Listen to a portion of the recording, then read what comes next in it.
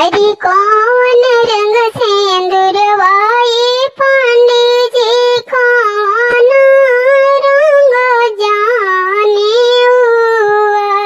हरि कौन रंगवा सिंदूराई पंडित जी कौन रंग जाने हुआ। हरि कौन विधवा हननी पंडित जी छोड़नी पापा की घरवा।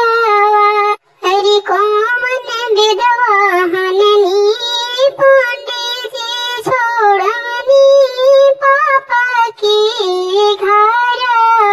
हरि लाल रंग सिंदूरवाई बेटी पियरा रंग जाने हुआ।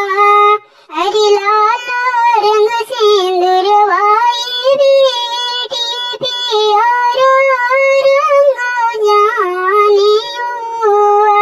हरि सिंदूर विधवा पढ़नी बेटी छोड़नी पापा की घरवा। हरि सिंदूर विधवा हननी बेटी छोड़नी पापा की घरवा।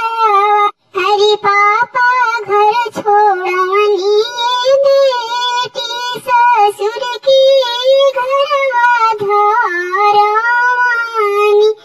हरि भैया घर छोड़नी बेटी भसुर की घरवा धारावानी।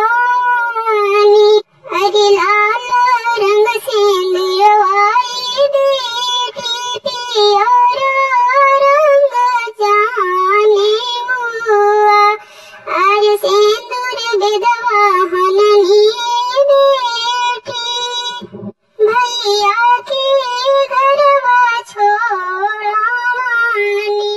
हरि बबुआ घर छोड़नी बेटी दुल्हा की हथवा धारावानी। हरि बबुआ घर छोड़नी बेटी दुल्हा की हथवा धारावानी।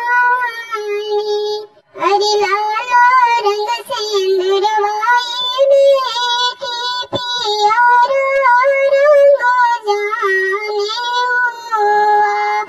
हरि सिंदूर विध पढ़नी बेटी ससुर की घरवा धारावानी। हरि सिंदूर विधवा हननी